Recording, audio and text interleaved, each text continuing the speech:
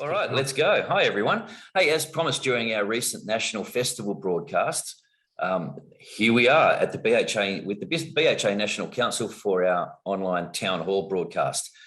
The focus of this question and answer session is primarily going to be the BHA membership review. This is a fantastic opportunity for you to ask any questions that you've got about this really super important project.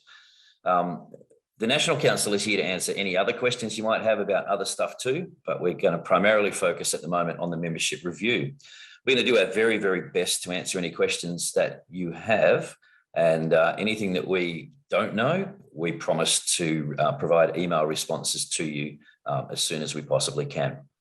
So in the email that was attached to the invite for this meeting, you would have got discussion paper number 1, which was circulated in September, discussion paper number 2, which was circulated on Friday, as well as the membership project plan for your convenience and information.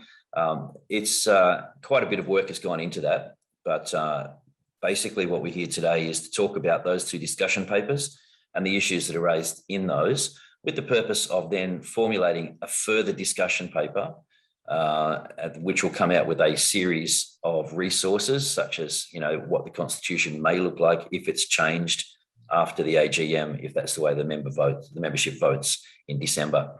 So I appreciate not everyone can get online with us today here, but hopefully those of you who have made the effort to get here have got some great questions, and we're really looking forward to it. So what we're going to do is fast forward a little bit to our Vice President membership, Paul Adams, who's just going to give us a really brief kind of update on the 2 discussion papers that have come out so far. I do encourage you to look down the bottom of your screen. There's a question and answer button down there that you can use to ask any questions that you have, and that we'll be able to see those, and we'll get back to you pretty quickly. So over to you, Paul, for a bit of an update on where we're at the moment. Thanks, mate. Thanks, Dan. So the discussion papers have gone out, and the idea of the discussion papers is not to try and prescribe what the final result will or won't be. What it is, though, is an opportunity to think about what is the change that we're looking at. We're trying to understand what is the clear vision of where we may end up, so that people can fully engage and really understand that. We've had some feedback which has been terrific, because ultimately there's a few questions that have emerged that of people suddenly understanding, oh, that might change the way festivals operate. That might change the way members are going to engage with this organisation. And that's really the questions that we're asking at this stage. What are all the members seeing, particularly those who perhaps haven't engaged in this conversation to date, that might be a concern for them, or a real value add out of the process? Because we are getting both supportive conversations as well as questions which are still asking, is this the right decision? And that's great. We need to continue those conversations. So discussion paper 1 really focused on the question of why change? What was actually driving it? Where are we? And it referred back to the AGM. It then talked about what some of the implications might be for particularly our festivals, the way we operate going forward. These are really important conversations, because ultimately festivals are what brings us all together. And we know how much we've missed them in the last couple of years. Discussion paper 2 is then to look at, well, what does that mean for clubs? And in both of these, we've referred back to the original survey that we talked about late last year, around September of last year, to draw on the information that came out of that. And then I guess to think forward what that might mean.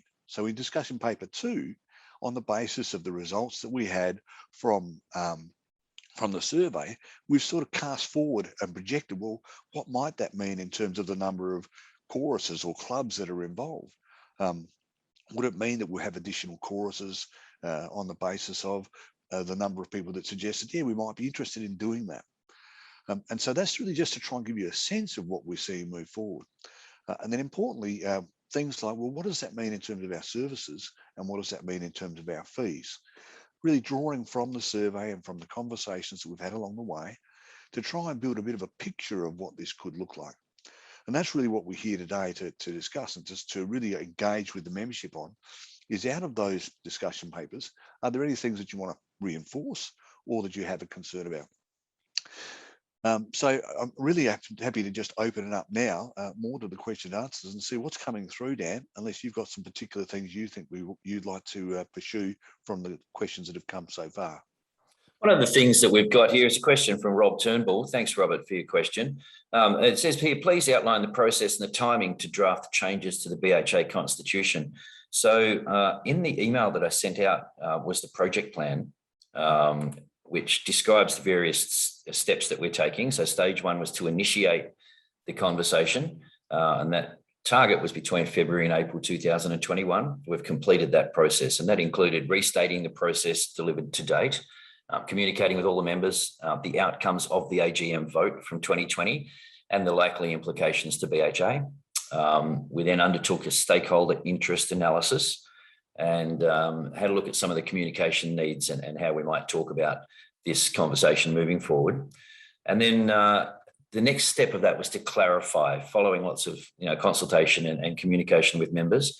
We needed to kind of undertake that change assessment and develop the project plan. So you've got a copy of that now. That was in the email that was sent out on Friday and a few times previously as well. And in that, what we've come up with is we're trying to describe a clear vision for the future of BHA if the changes are adopted. And we're looking at things like membership, contests, festivals, how clubs are constituted, and then the BHA services and fees that go along with that.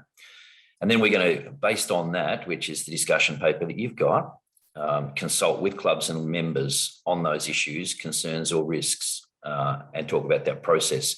So then the next step is that we will then, following today's conversation and the feedback that we've received from the two discussion papers, we will then have a look at developing that changed constitution and draft standing order instruments to facilitate that vision. We're also going to undertake a legal and risk review on potential negative ramifications for any BHA clubs.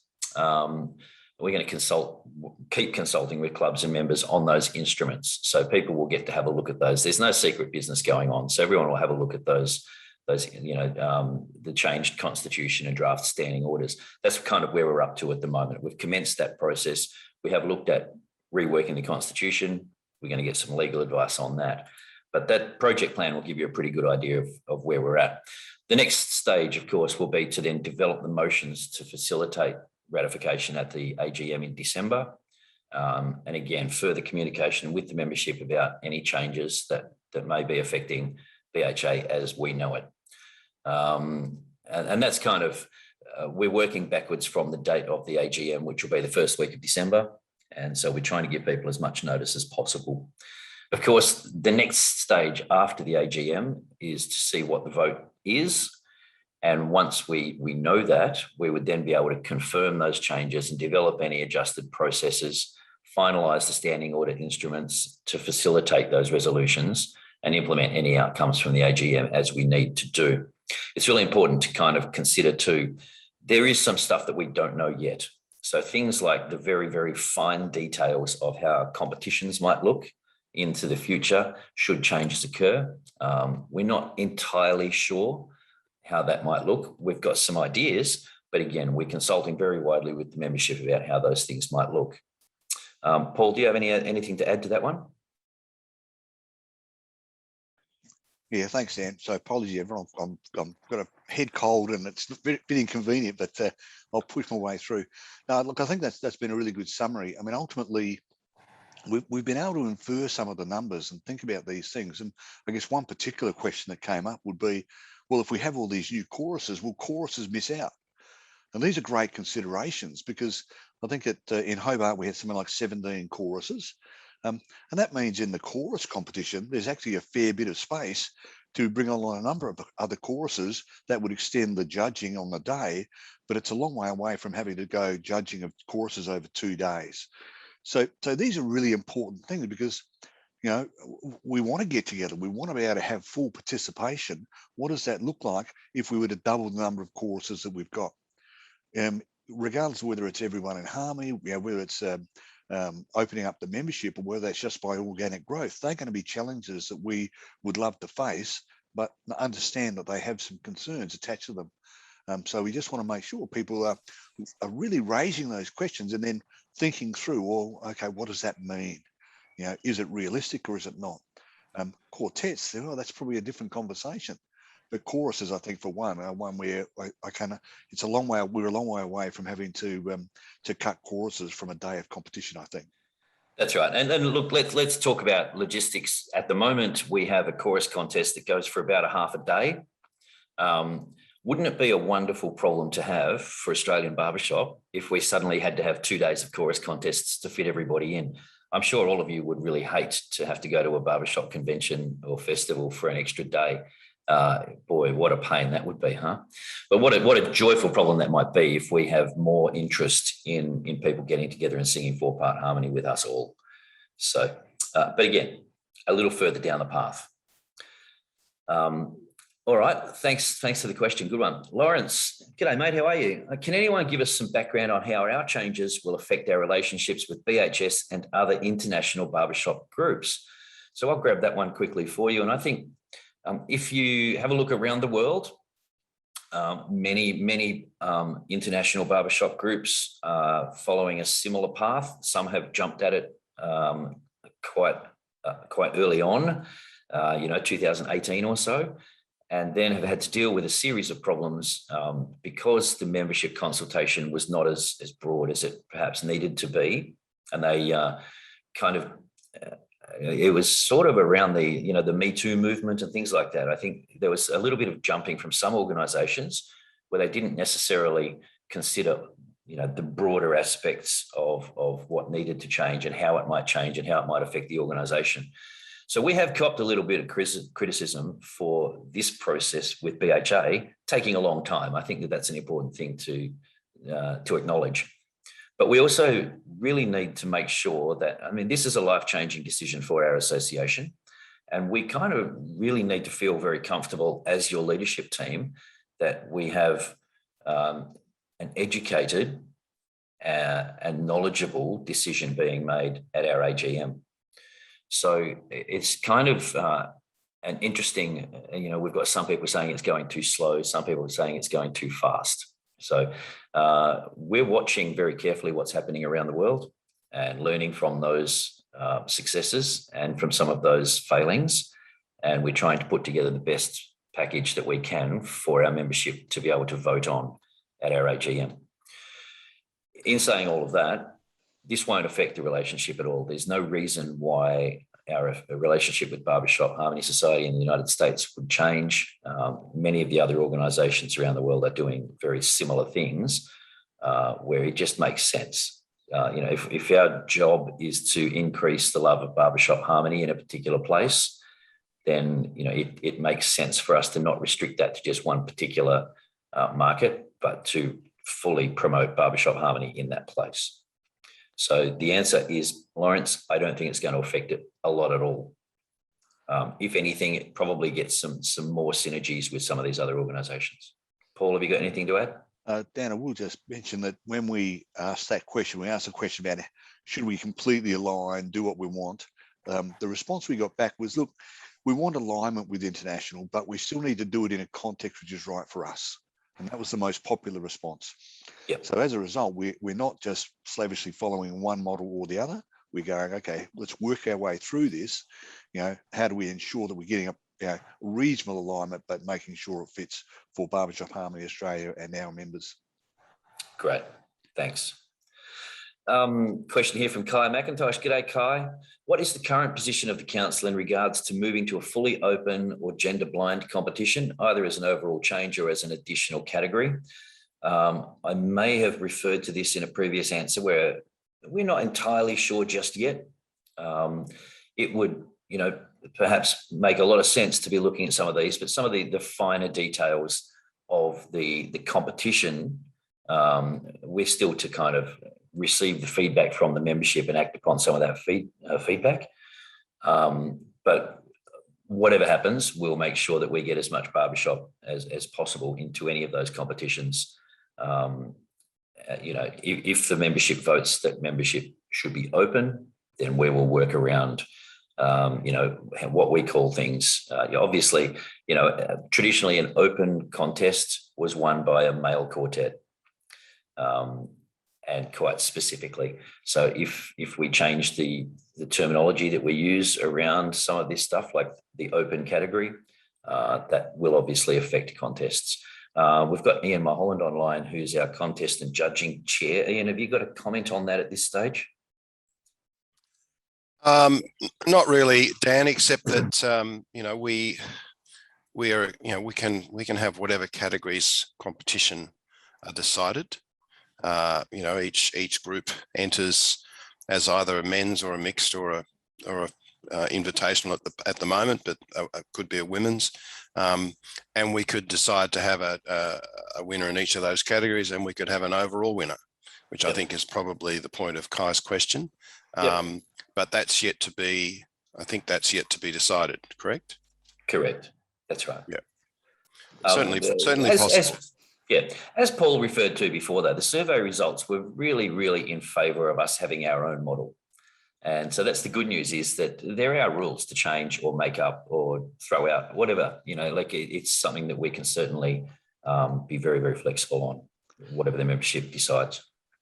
And Dan, just to refresh our memory on that, that was an open selection question in the survey. And the most strongly selected was for both chorus competitions and for quartet competitions. What would you like BHA to support? Male still came out the strongest. Open was second most strongest. Mixed was next, and then finally female. So there is this has been a significant part of the conversation to date.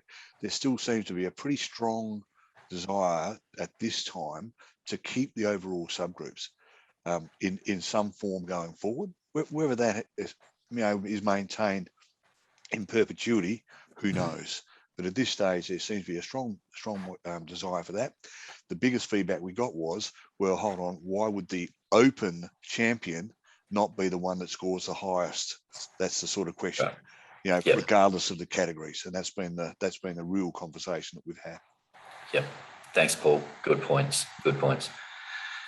Okay, Jeff Perkins. G'day, mate. Paper 2 indicates that 8.7% of respondents may wish to pursue female-only choruses. This could mean that 91% don't want female-only choruses. So why are female-only choruses a feature of future festivals? The first thing to note in this question, I guess, Jeff, is that all of this stuff is about choice and control. Each club will have complete choice and control over their barbershop journey. There is no intention, never has been, and will not be an intention for BHA to insist that groups form a female group or a mixed group or an open group. All right, this is about choice and control. Again, though, look, there are groups who love what Barbershop Harmony Australia does and want to be a part of that membership. And we have a choice as an organisation to enable that and give those people a home, or to force them away from singing Barbershop Harmony, which doesn't make a lot of sense to me. But Paul, this is referring to the survey.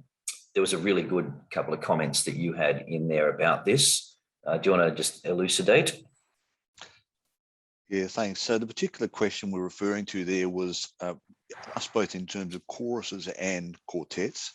And the question said, with regards to choruses first, if your club were to change, which of the following would you wish to pursue? So that question itself said, some 33% said, no, not applicable. We're happy just to stay where we are. 31% said men, 47% said mixed, and 8.74% said female. So that's our existing membership saying we're probably on that basis, we're potentially very interested in mixed. We're not so interested in relation to female. That doesn't mean we won't have female choruses should we have females as full members wanting to come and join BHA. So that's the context of this particular question. What we didn't say was, tell us what you don't want. We didn't actually ask that question.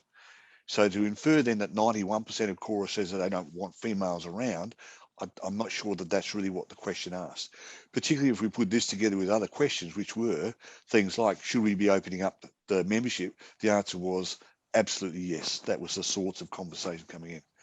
So we just got to be careful with those questions, that we understand exactly what were we asking at the time.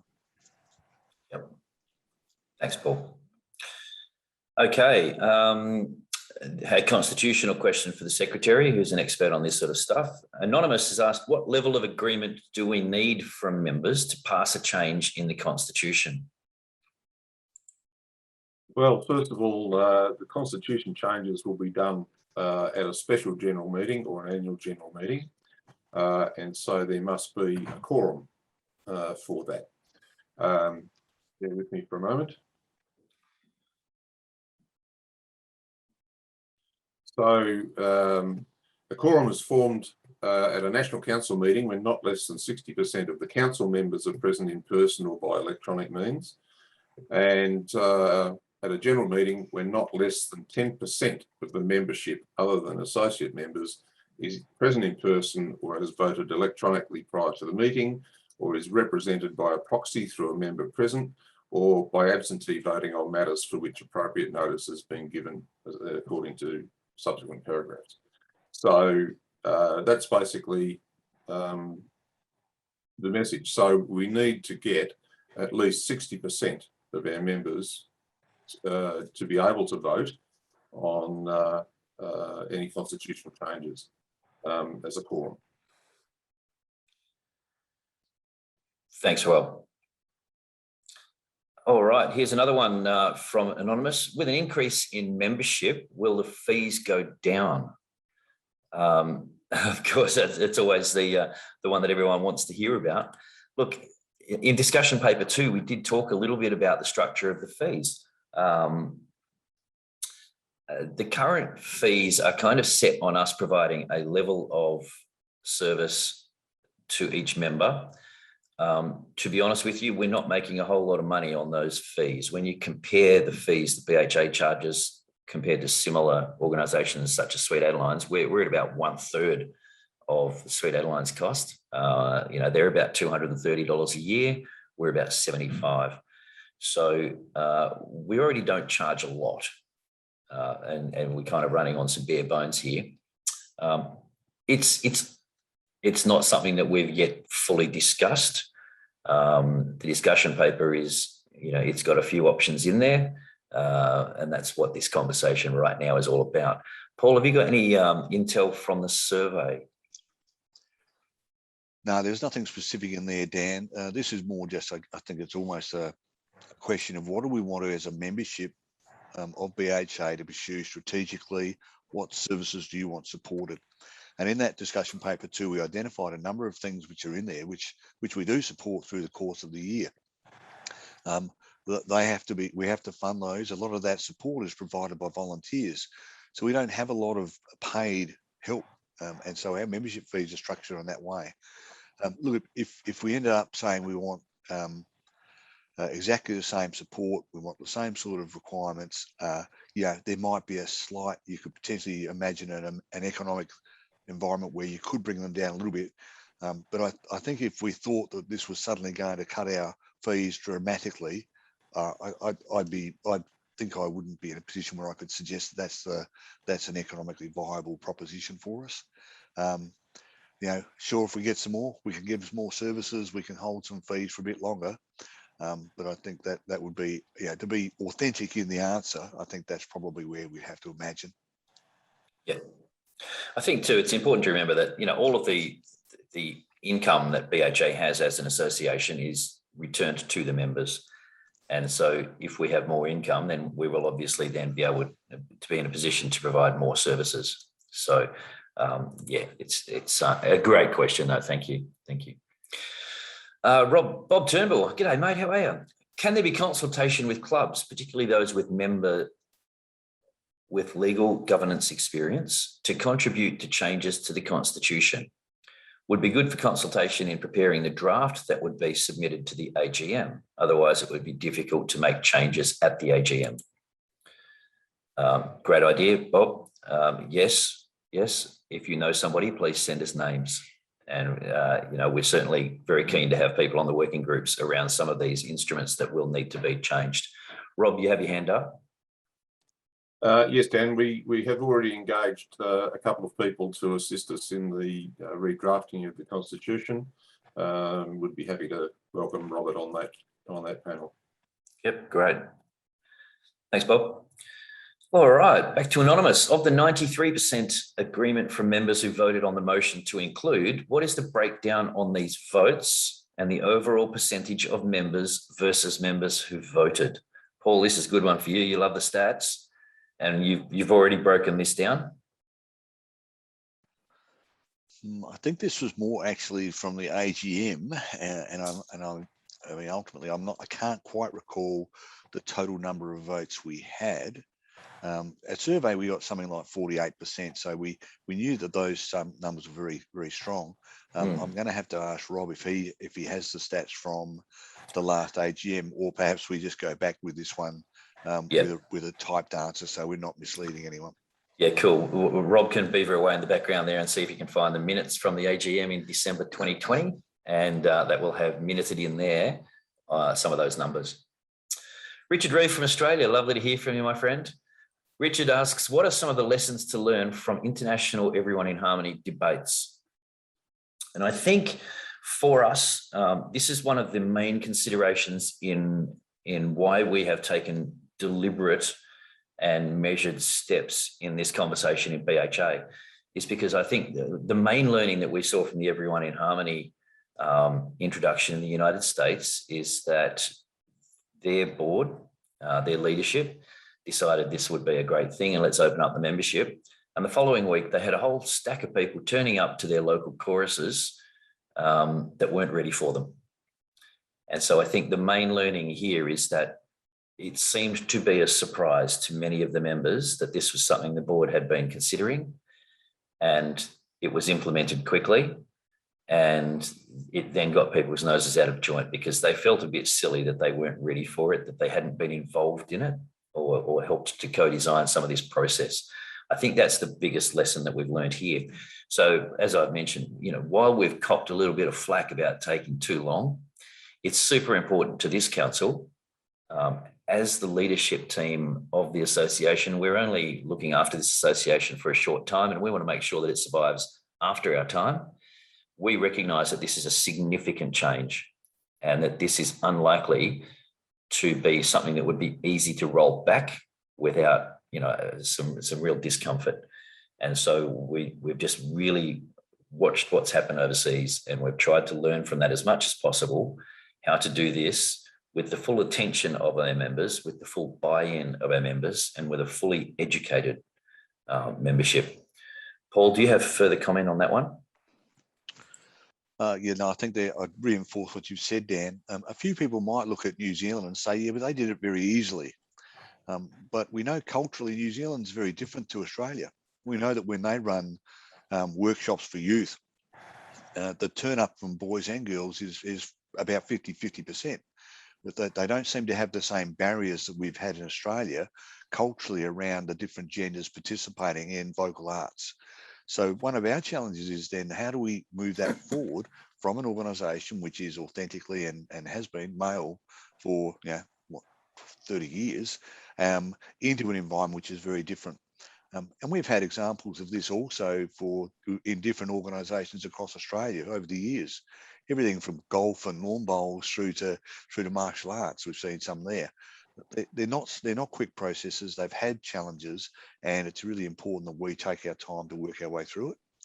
But ultimately, the alignment we're now getting from the proposals that are there, I think position us reasonably well in the world of barbershop, and particularly if it does go through the AGM as a position to move forward.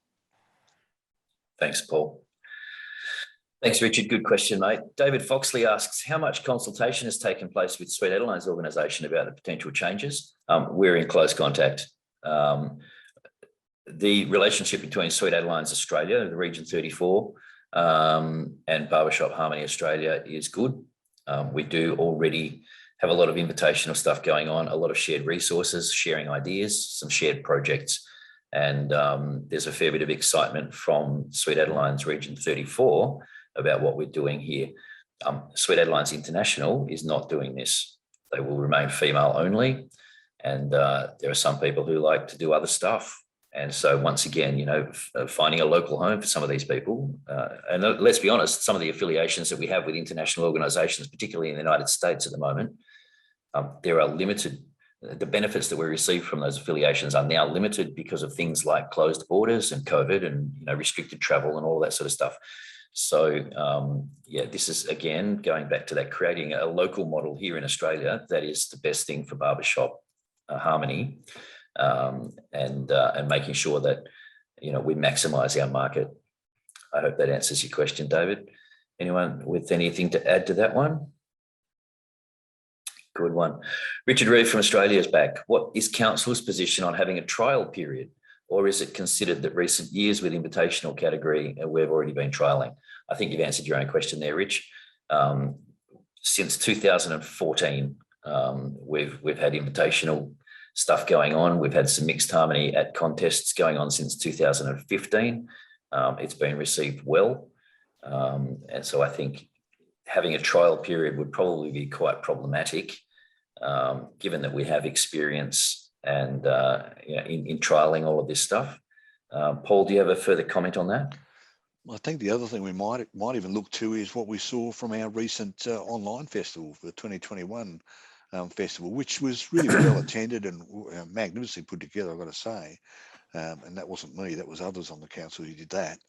But we noticed that there were some really cracking female quartets that got involved in the invitational because they wanted to, because they love barbershop, they wanted to be involved. They know that the feedback that they get from the judges in BHA is second to none. So I think if we've seen that there are, but we weren't overwhelmed either. So let's go the other side of that. But we did see some definite interest from female groups, only groups, being involved in a BHA festival. I could anticipate that might occur going forward if our membership was open. Good, thanks, Paul. Thanks, Rich. Don Burgoyne and Hope Little Gomez as well, mate. Hey, you've got a question here about what would be the status of a medal-winning Sweet Adelines competing in such an open competition. The status would be awesome, good for them. Again, this is one of those logistical things that we're yet to really firm up. But I think, in an open competition, if we're going to think of the word open as actually meaning that, then yep, they get some medals and titles. But Paul, you've got some words on this one. Yeah, remember that our festivals and competitions are only for BHA members. Yep. So by virtue of that, they would need to be BHA members in order to participate, yep, other than just in an invitational component. So they wouldn't necessarily be competing as Sweet Adelines, but as members of Barbershop Harmony Australia. Is very clearly the answer there. There's no suggestion that we're changing our competition structures to open it up to anyone who turns up. No, that's right. Members of BHA. Correct. Thank you. Thank you for reinforcing that message that I missed. Neil, thanks, mate. Have similar processes been undertaken elsewhere in the world? Neil, the answer is yes. Yes, everywhere else in the world that I know of. There are very, very few male-only barbershop organisations left around the world. I think Spain is one at the moment, but I could be corrected on that. Ian, you've got your hand up. Yeah, Dan, as past president, I had a lot to do with the World Harmony Council, and we used to meet every year, and there are 15 to 20 similar organisations to BHA around the world, and we are probably one of the few that were male only at that point. Most of them were mixed. Certainly Snobs, which is the Swedish one, the Finnish one. BABS is a male-only organisation in Britain, but there is a parallel Labs organisation, and they hold joint festivals and conventions together, and they hold joint contests, and they hold male-only, mixed and female contests. So, I could go through the list. New Zealand voted through the change in 2019. I was at their AGM, in fact, over in New Zealand when that happened. We were one of the few organisations in the world that was male only. Great. Thanks, Ian, for just clarifying on that. Good one. Thanks, Neil. Anonymous has asked, is there any engagement with Sweet Adelines on these changes? I think we've answered that one. Do we expect any impact for or from them? Hard to say, hard to say. Again, though, if we have more people joining our association and singing Barbershop with us, not a bad problem to have. Richard Reed from Australia, is the vote what current members want or what is in the best interests of the future of BHA? Future members who are not men can't vote on this decision. Great question, constitutional question here. Paul, we've talked about this in the discussion papers. Maybe you've got some advice on this question. I think that we're quite clear and we understand that our constitution only allows full members to vote, and it's those full members that will vote for the future. What we'd really like, and that's why we're having all these conversations, is for our current members who have the right to vote on this to have a think about what does it mean for them, and to think about the future of BHA, to think about what's best for them. Each individual is entitled to their own perspective on this, and that's what we've been trying to facilitate. And I would hope, and generally I'm confident that all our members will take into account that, think about the future that they want and that will be good for everyone in harmony, and will vote according to their own decisions. Yep. Thanks, Richard. Good question. Elida asks, if we do move to contest categories such as men, mixed and women, how will our changes allow for our non-binary and trans members to participate where they align personally without potentially changing the category for which their chorus qualifies? Elida, I think, again, we've got some work to do on the categories and the descriptors and some of that contest and judging stuff. So looking forward to getting some more feedback. Ian, you've got a couple of comments on the work that's being done behind the scenes as far as contest and judging goes. It's a relatively simple wording change at this stage and just the way that we describe things. Is that right?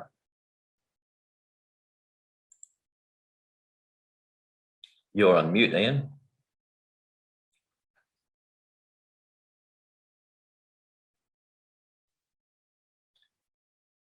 No, I can't hear you. That's all right. Paul, I'll leave you there for a minute, Ian. Paul, I think we've also had this conversation in the discussion papers. Yeah, so in the discussions we've had thus far, and we've had really great conversations coming out of the survey and in the early engagement last year, a lot of it was around identifying rather than looking at what's on people's birth certificates. That's been the real key for us. Is that perfect? Probably not.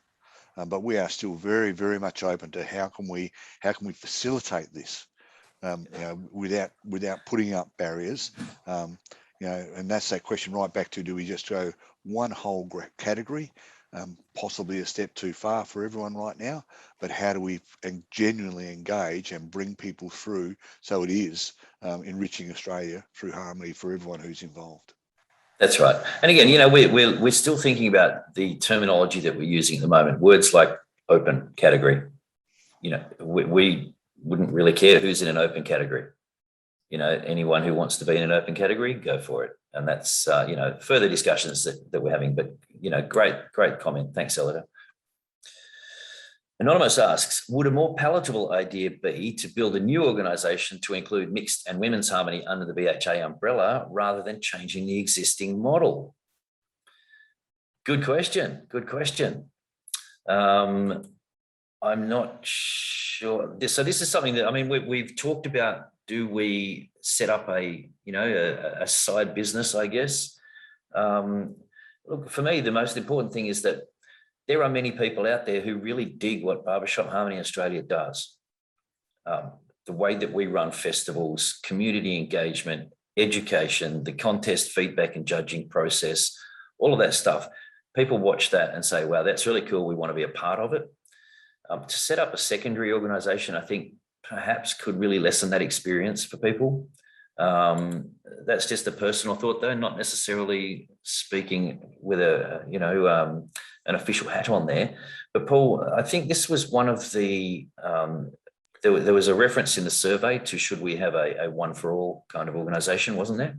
Yeah, so the the closest question to this in the survey was around governance. And in particular, do we have one BHA council for all, multiple councils for particular subgroups, one BHA council with specific representation, council with subcommittees? It's not exactly the same question. So I want to be clear about that. But multiple councils for particular subgroups would be effectively what you'd end up with under that model that was described. And that had 1.81% response supporting that. So it was, far and away the lowest response. The strongest response was 46.11%, saying, look, we just want one council. We want one organisation, one council. How do we then continue to manage this going forward? And at the moment, if we think back to the AGM, 93 odd % of the members that voted said they want this to move forward as BHA. So there's still quite a bit of support for it. And we haven't had a large outcry of people saying, no, we're not doing this, make BHA men, set up something else separately, best of luck with that. We haven't had anything like that coming through, but it absolutely has been a consideration, particularly when we talked about governance and what that could look like. Great, thanks, Paul. Tim, g'day, mate. How are you? Tim asks, what were some of the specific problems faced by other countries' barbershop organisations around gender integration that we are trying to avoid by taking our time with consultation and implementation?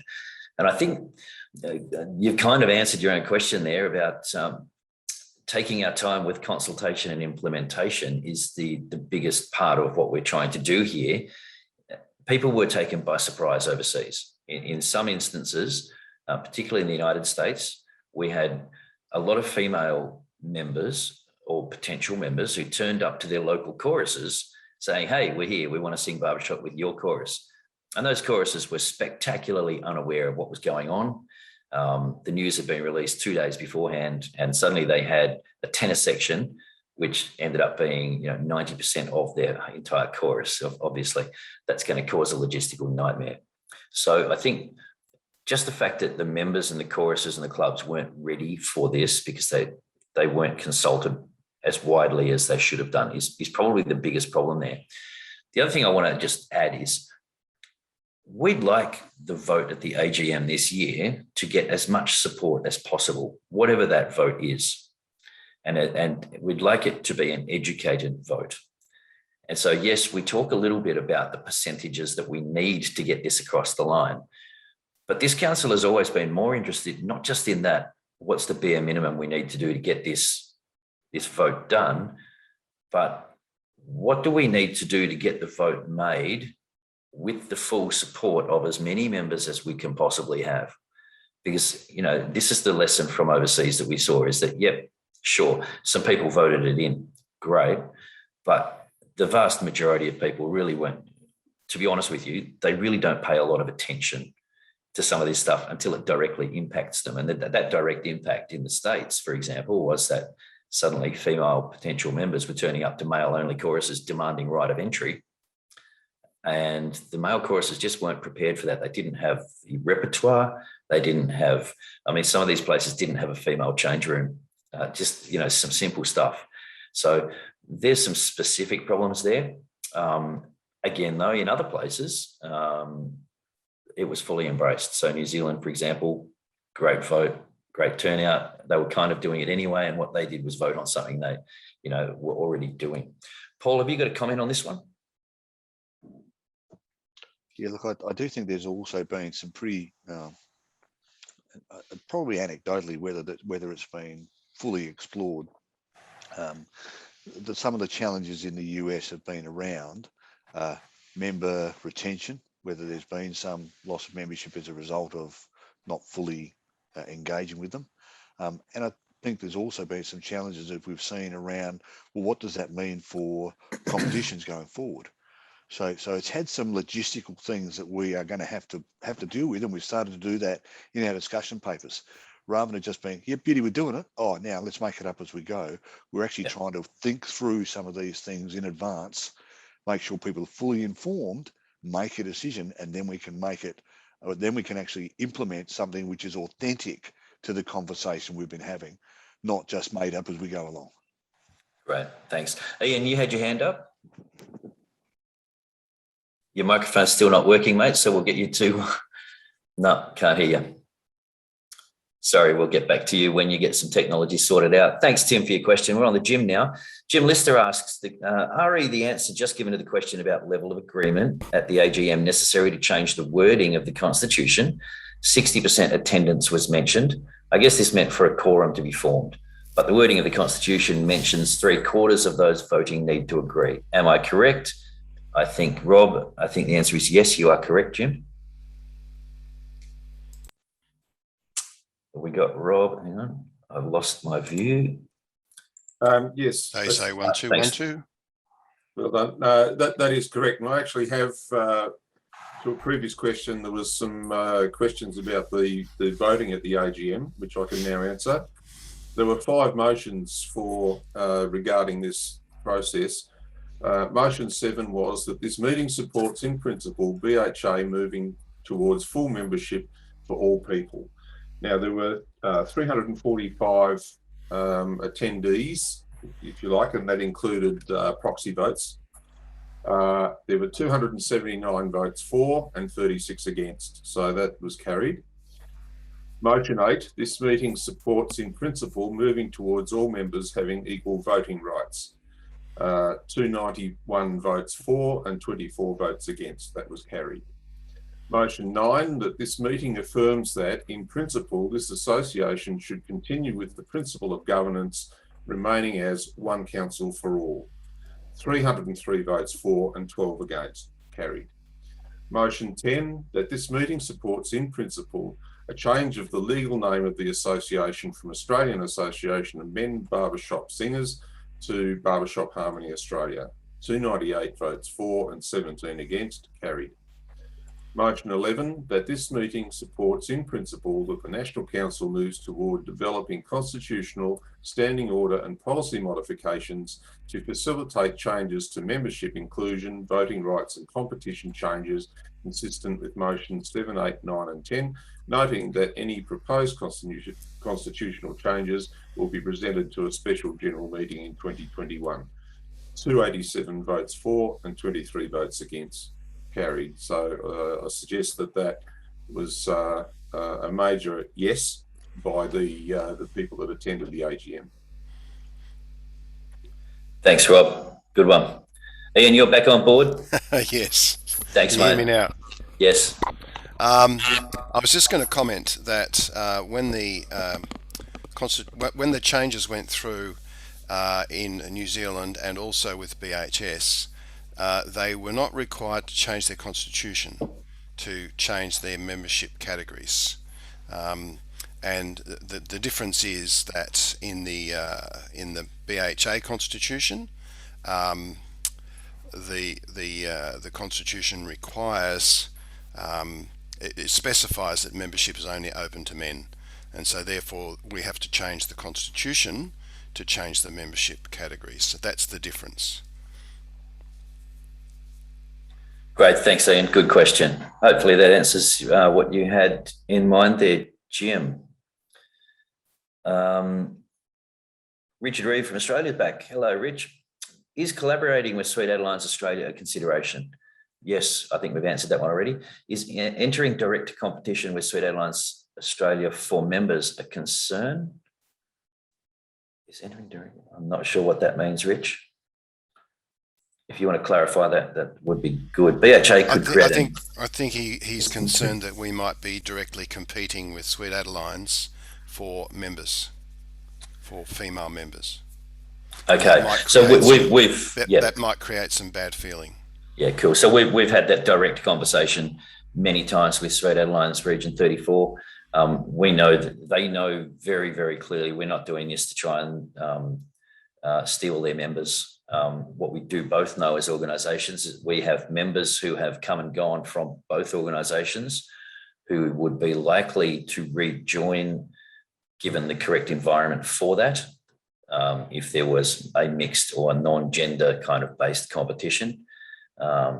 So we both know that we're missing out on some market there, but we also know that there's not a problem with direct competition. The products are quite different, and we're okay with that. So I think that answers that one. Neil, Thanks for your answer. My last question was also answered by Richard's question. I was going to ask about how this fits in with the Sweet Adelines framework. I think we've just done that. Yeah. I'm also curious about whether both organisations will be competing for membership and membership fees. No, I don't think we will. I think they're different environments and different products. Will we be maintaining or removing invitational crossovers? I think too, this is part of the, let's see what we come up with in the standing orders, and you'll see those as part of the discussion paper 3, which will have hopefully a few more details around some of those standing orders around contest. Ian, over to you. You're muted, Ian. Just going to add a comment that how many groups we can fit into a competition will really remains to be seen. How many entrants we get. So, you know, if obviously we get to the point where we have a full program and we don't have room for invitationals anymore, then it would only be open to member groups. So then there might be a logistical limit to how many groups we could have in a contest. Yep. Correct. Our contest will be for members moving forward if that's the way the membership votes. That's what we're saying there, yeah. Good one. Alex asks a question about fees. Thanks, Alex. Discussion paper 2 has a statement in there that all full members will pay the same fee. Is National Council planning to recommend an end to youth discounts? No, but thank you for the heads up on the wording on that one, and we will change the wording. Youth discounts will likely still apply. I don't think that's something we're specifically thinking about. That's probably just badly worded. I'll take the blame for that one. I might just chime in there. I think it was, blame me. But importantly there, I think what we are saying is that there's been some conversation around whether someone who's got other associations can get a discount when they come into BHA. And I think that's a different conversation. I mean, ultimately, I don't think we have reciprocal rights or anything like that. You see that in some environments where your membership gives you some right to another environment's membership in a certain way. We don't have anything like that at this stage. So ultimately, what we are really saying is, well, if we are going to have all full members have a full vote, then they will pay a fee which is the same, but youth discounts. I think that's an entry level difference around that. Yep, great. Thanks, mate. Hey, Anonymous has asked, should this question be a mandatory vote for all current full members, ensuring an accurate representation? So I think that would be quite hard to police in any way. We're not going to be able to send out fines to members for not voting. What we're doing though is this is why the process is as built as it is. We are taking our time in making sure that as many of our members are actively engaged in this conversation as possible. And so the accurate representation is making sure that all of our members know what's going on, know all the questions, know all the issues surrounding any of this discussion. So as much as I'd like to make it mandatory, there's not really a way of doing that. Thanks, though. Good question, Anonymous. On to Kai. Dan, just before you go on with that, we are wanting to involve the clubs directly in this as well. And so we'll be asking the clubs to coordinate the voting within their club to try and maximise the number of people that will be voting on this issue. Yep. So if if anyone online here is aware of, members that are not as actively engaged as you are online right now, it would be really lovely for you to spread the word. Word of mouth is going to be pretty important to this. So yes, clubs, regional chairs will also be encouraging maximum participation. So thanks, good question. Kai McIntosh and Simon Hosking have asked a very similar question here. Kai says, in regards to non-binary members, should the competition categories remain gendered, will BHA remove gender quotas from the mixed categories to ensure inclusion? Simon asks, is there any consideration being made to the current definition of mixed, i.e. the 60-40 membership requirement? I think both of those questions, yes, it is likely that changes will be made to standing orders. around that particular issue. Ian, I think you've been doing a little bit of work in the background on the contest and judging side of things, but again, more of that will be in the next discussion paper. Paul, do you have any specific comments about the survey on that one? I don't think we had we did certainly have conversations about it after the survey. At this stage, the survey was built on the current mix. I think we've made some changes for the festival, the recent festival, where we tried to get rid of this situation where one person either way would make a difference in whether people could be in a contest. But this is something the National Council is still engaging with. We know there are a number of different models around the world, and we're just trying to work through what's going to be the best one for us that creates a distinct type of environment for mixed. Yep. I think too, it's really important to remember that we're a bunch of guys and gals and people who just love singing 4-part harmony. We're not here to try and create roadblocks or to make life difficult in any way. We're here to try and encourage people to sing Barbershop. So it's important to remember we will work with individuals, we'll work with clubs, we'll be working with the membership to discuss all of this stuff should any changes need to occur to standing orders and rules. Ian, did you have a comment? Dan, could I just perhaps give a little bit of background to the quotas, just to answer Kai's question. When we brought mixed in, there was some concern expressed amongst some BHA members that the mixed contest might displace men's quartets and choruses, and so we put some quotas on those so that that didn't happen. In fact, those quota levels have never been reached. So I think the quota level was 10 mixed quartets and 5 mixed choruses, and we've never had 10 mixed quartets or 5 mixed choruses in a contest. So we've never reached those quotas, but I would imagine that if we did go forward, we would remove those quotas. There'd be no reason to continue to have those quotas. Great, thanks, Ian. Yep. Any other comments on that one, gents? Great, thank you very much. Thanks, Kai and Simon, for those. Anonymous, the secondary organisation could be treated like the youth event at Nationals. Yep, I think we've kind of answered that really. Paul, again, this one was around, would we have a secondary, would we have a male-only organisation and then an umbrella organisation or something like that? I mean, certainly they're the sorts of things we theoretically could do, but if that's, again, what are we actually trying to achieve with that? Are we actually saying we don't want BHA to have mixed choruses or a mixed environment? That's not what we're getting from the information from the survey or anything that we've heard thus far. So yes, you could certainly look at setting it up that way, but I'm not sure to what end. Our VP events, Richard Waddick, though, is the man on the ball when it comes to our national festivals and being able to, come up with new and amazing ideas to tailor those events to what it is that our membership wants. So, I'm sure that whatever happens into the future, those nationals will certainly have some exciting stuff going on. Good. Bob, thanks. A statement, not a question. I think it's important to distinguish between changes to contest rules and changes to the Constitution. The key constitutional change will be to admit females as full members with voting and participation rights. Such a change does not really impact on changes to contest rules, except to allow there be female-only category if such choruses are formed and wish to participate. So my point is we should not put off voting on constitutional changes to wait until all the contest rule changes are agreed.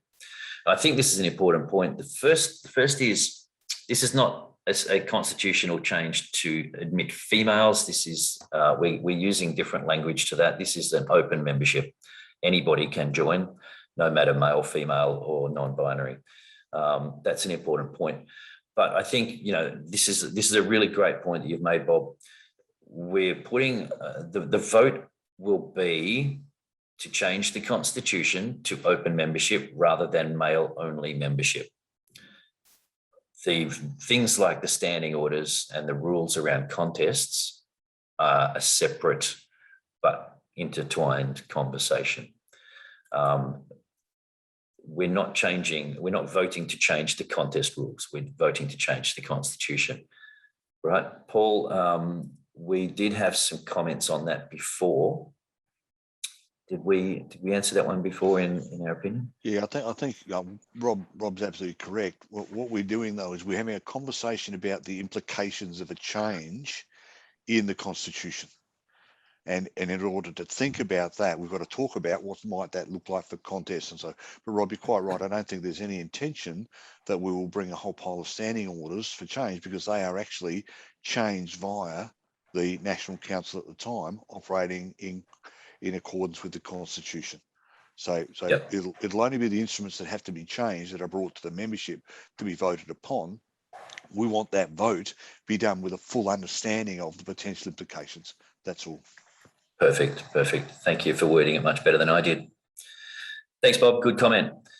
Anonymous, of the 380 attendees at the last AGM, what percentage of overall members was this? I believe this was 50-something%. Rob, you've got some numbers there. You're nodding. I think we're a little over 50, 53 or something. Great. Thanks, mate. Yeah, it was around about that. Yep. I think at the time we had just 702 members, I'm saying here. Great. Anonymous again, can we talk about overall figures from members rather than figures from those who attended? This is an important indication. So I think you've answered that in the Q&A in the sidebar. Is that right, Rob? So you've got those numbers there to have a look at. Well, basically... keep in mind the 702 members at the time of that meeting. That's correct, but as you would be aware, we cannot force people to attend annual general meetings and to vote. That's right. So we can only deal with the number of people that attend. And providing we have a quorum, which we've outlined before, then that vote is legitimate, regardless of the number of members. There are some people who just don't care. Yep, and we're never going to change that. You're still going to get a large percentage of people who don't care. Cool. Thanks, Anonymous. You've got another one here. Following Ian's comments about contest numbers, my concern is that by inclusion, this may result in exclusion of some groups. And I think I touched on this before. We're not going to kick people out. What we're going to do is then work out how the festival might include more activities. Richard, I think do you have a comment on this one? Yeah, look, I think if we go through changes, that's going to be even better for our festivals. So they'll just be bigger and better. So as you mentioned earlier in this meeting, it's going to be a great problem to have. If we have to add an extra day just to accommodate more contestants. But yeah, certainly we'll tackle that problem when it comes up. We've already seen that, in Hobart, we lengthened the number of days of the festival. We actually started on a Tuesday. We started on a Tuesday night with the pub chorus event to allow locals in particular to participate, as well as anyone that wanted to come along and sing. So that was a great initiative, which brought a lot of people to that event. So we'd be continuing on with those sort of things. Hey, if we have to start on a Monday night instead of a Tuesday night, I think that's a great thing. Yep. Thanks, Richard. Good comments. I agree wholeheartedly. Thank you very much. Anonymous, you got another one. Is there a consideration for how progressive change will likely greatly promote the BHA interest in recruiting young singers, and a consideration for how we may lose new members when they realise BHA aren't fully inclusive if membership is open to all but categories are subject to quotas? So great question. I think the answer is yes. There is great consideration to how to promote the BHA interest in recruiting young singers, and we have a joint project at the moment with Sweet Adelines Region 34, where we will be, promoting a schools program. a consideration for how we may lose new members when they realise we aren't fully inclusive. I think that's one of the things that we might be looking at addressing by having this conversation. Paul, do you have a comment on this one? Look, I just want to make sure we clear this, that the quotas Ian was referring to was about providing spaces for contests to have particular representation. Sorry. I think we're not talking about any quotas associated with total members or anything like that. So let's just make sure I'm reading it correctly as well. So no, we're not talking about quotas for members. The question for what will contests look like and how does it work?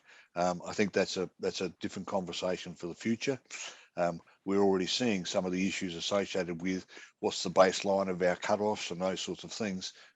These are issues that we really don't know right now, and will grow and develop over time. Yep, great. Thanks, Paul. Any other comments on that one? Good, thank you. Neil's back in.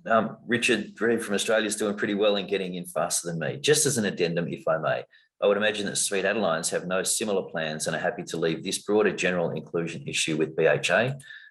That's a simple answer. Sweet Adelines International are the governing body of Sweet Adelines Australia. Sweet Adelines International have no intention to change the structures of their membership. And that's one of the beautiful things about BHA is that we are fully open and able to come up with this local model that suits us best here in this place. Nick asks, hi Nick, how are you, mate? Is there an opportunity for interested members to be involved in the process of proposing changes to the contest rules? I think the long and the short answer is yep. Yep, I would say so. Ian, you have probably an interest in taking on some of these, volunteers who would like to get in and help with some of these contest rule changes and standing order changes. Yeah, I guess there's a couple of aspects there. One is that whatever changes are made to the contest rules, in principle, that basically has to be ratified by the National Council.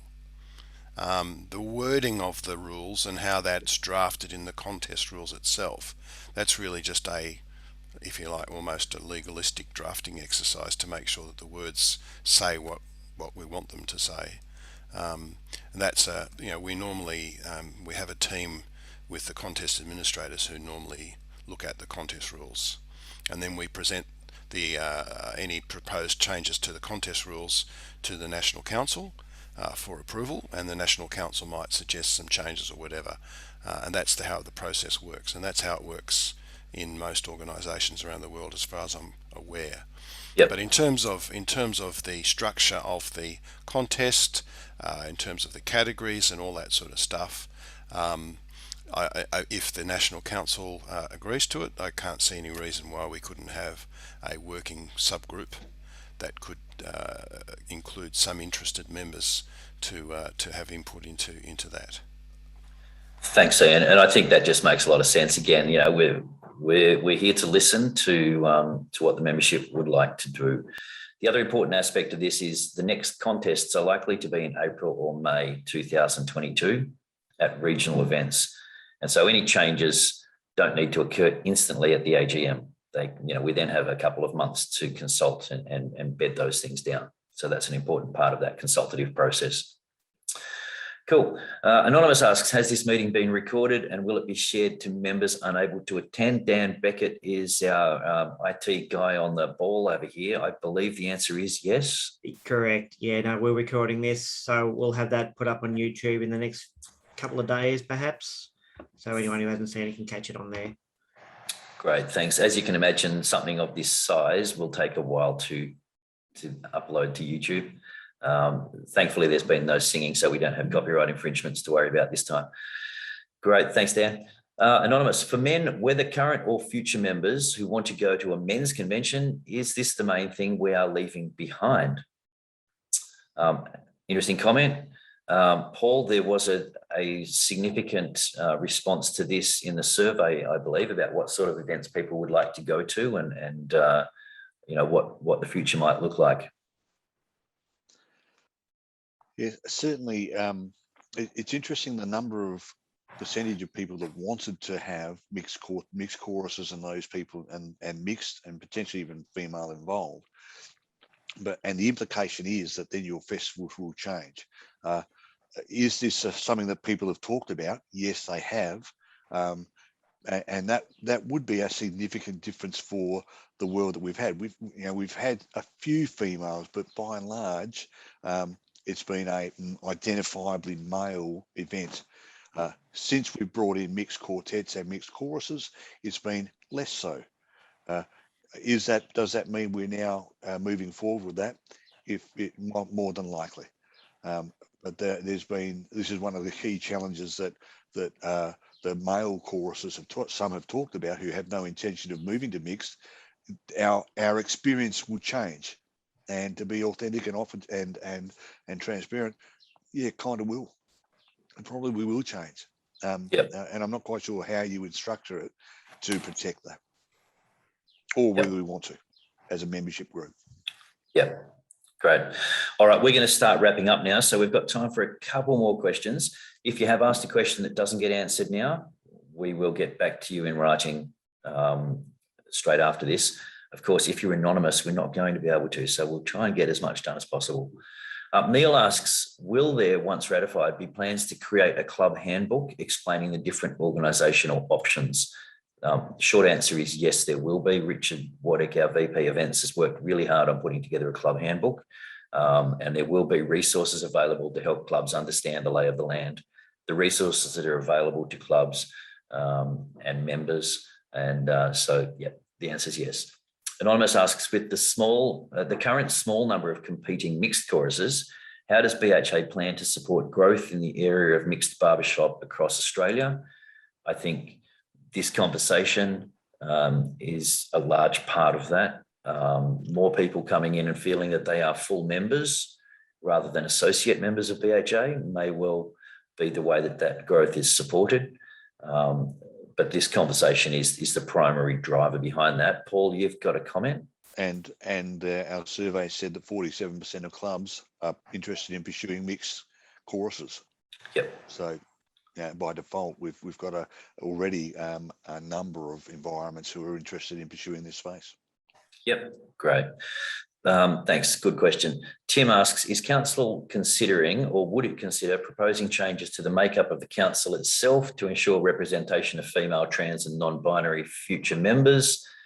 This was one of the survey questions. The answer is yes. Yes, the council is legislated to be made up of members. And so if the membership should vote for certain members to be members of the council, yep, go for it. Go for it. Anonymous asks, are we able to implement a mechanism which will ensure that contest rules remain largely the way they are in terms of what matters in the score, singing, music and performance? The fear I have is that greater female participation may attempt to shift emphasis towards appearance or to be more prescriptive, or things I would consider not applicable. We're not changing the judging categories. We will still be singing, music and performance unless that changes international. I can't see why that would change. Lillian, hello, how are you? Have you considered working with a non-male inclusivity consultant from within the organisation to help the council come up with structures that make sure all members and groups are categorised respectfully and able to compete in appropriate categories? Luke is going to probably have a couple of words on this one, having done a fair bit of work in this space. But yeah, good question. Thanks, Lillian. Luke? Yep, sorry, I was just finding the unmute button. Yeah, look, this is a question. I think it was actually one of the first questions I asked the council myself upon joining. And the answer is yes, absolutely. We want to seek feedback from people, from the people we're now saying we're going to consider you as future members, because how can we possibly understand a viewpoint that as men, as an all-male council, if we're talking about inclusion and respect for people who are not men or don't identify as men? So the answer is yes, absolutely. Great, thanks, Luke. Hope you're going over there, going well over there too, Lillian, and look, to everyone who's online and in various places around the world where you might be locked down at the moment. Big sympathies for you from sunny Perth, but we are thinking of you all you're very close to our thoughts all the time. Neil, final question. I guess from an overseas experience and maybe conversations with some of the parties already, is it likely that some women will be both members of BHA and of Sweet Adelines? If so, will they have to pay full fees for both? Yes, the answer is yes. Again, choice and control. They're going to find it a lot more palatable to be members of BHA, given that we're about a third of the price though. So yeah, it's likely that there will be dual members, the same as I'm a dual member of Barbershop Harmony Society and Barbershop Harmony Australia, both slightly different offerings. Anonymous again, if BHA membership is not gender-based, would council not be the same? Just get the best person, or is it make sure all membership types are represented? Again, the membership can vote on who they wish to be members of the council. If they, if the general membership wish to nominate people and vote for people to be members of the council, then so be it. At the moment, though, we're not legislated to have specific representation from anywhere. There's a tradition that we have a broad representation from people in different regions around Australia. So I think it would potentially make sense in the future to make that a consideration and perhaps approach people to become members of council with support. But again, that's a membership vote and a membership decision. And Rob, do you have a comment there? Clear on that one. The survey was said one council for all, and it did explore whether we'd have subcommittees or specific people. They got support, but at this stage, the general support went to one council for all. Great. I think the model of governance for us is we have a national council and we also have regional councils or regional boards, and there are opportunities in regional boards as well to have representation from all genders. So there's plenty of opportunity for people to be involved in the governance of this organisation. Yep, great. All right, so there we go. I think we've managed to get through all of those questions, which is not too bad. But we got 42 questions, so that's pretty good. I do thank everybody for attending today. It's really great to see so many questions coming through. I do encourage all of you, as many of you as possible, to go out and talk to your friends, talk to other members who weren't here today, to be able to get as involved as possible. It's a great conversation to be having. There will be more resources coming out. You do have the project plan there. You've got discussion paper number 2. Our next intention is to, based on some of the conversations from today, we will include those into discussion paper 3. We will be holding another town hall similar to this one in the first week of November. So in about a month's time, we'll hold another town hall to continue the conversation. We'd love to see more people online then. That'll be really good. But Paul, do you have any final words from your perspective about next steps? Thanks, Dan. I think it's just keep the conversation going, and the more people we can reach out to, the more we can get engagement, the more confidence everyone can have that the decision is going to be, it's going to stick and it's going to be the right decision for the future. I think that was one of the great comments along the way today. Stay engaged. The answers are not set in stone. We're just trying to find a pathway, and we even from the conversation today, there's some great conversations in there around inclusion and how do we reach out into these spaces. It is new, it's challenging. We are all volunteers, but we are generally have BHA and Barbershop in Australia in our hearts. So we're just trying to pursue the best thing for that. Great, thanks, Paul. Thanks, Dan, Luke, Ian, Paul, Richard, Rob. Thanks, guys, for being online. Thank you for everybody who came along today and asked so many great questions. Really appreciate your involvement and your interest in the topic. It's an important one. And we will see you again in about a month's time. If you have any questions in the meantime, do feel free to throw us an email. Jump onto the BHA website, barbershop.org.au. You'll find our contact details on there. And everyone, please stay safe and well, and we'll see you soon. Thanks a lot.